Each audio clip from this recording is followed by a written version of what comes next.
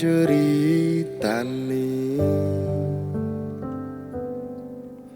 cerita sing paling larane. Nalika bapak lunga ninggalke keluarga, nelongso nanging kudu tak terima. Sing gawe tambah lara, wong tuwa ana kaya ora ana. Ngendi kasih sayange sing kaya cah liyane. Bapak ibu bingung dhewe-dhewe,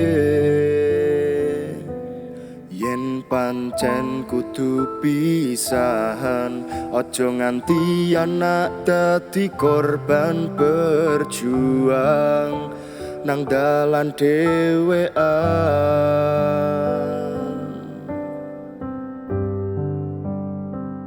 Ora ana sing njaluk dilahirke nang keluarga sing kaya ngene.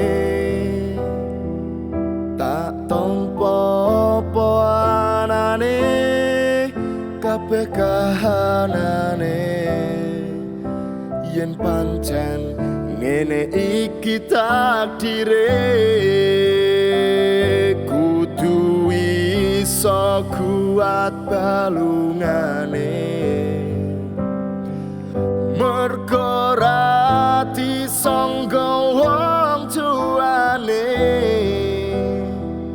kudu iso ngadeg dhewe, ra ono cekelane.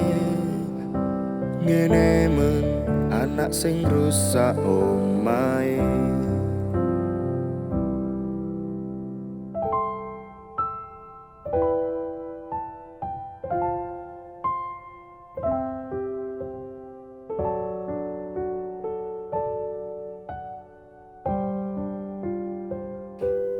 Yen pancen kudu pisahan, aja nganti anak dadi korban berjuang nang dalan dhewean.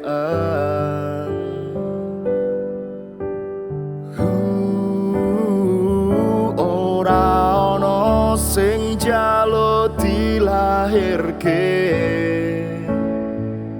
nang keluarga sing kaya ngene. Tak tampa apa anane, kabeh kahanane. Yen pancen ngene iki takdire, kudu iso kuat balungane. Mergo ora disangga wong tuane, kudu iso ngadeg dhewe, ra ono cekelane. Ngene men anak sing rusak omahe. Ngene men anak sing rusak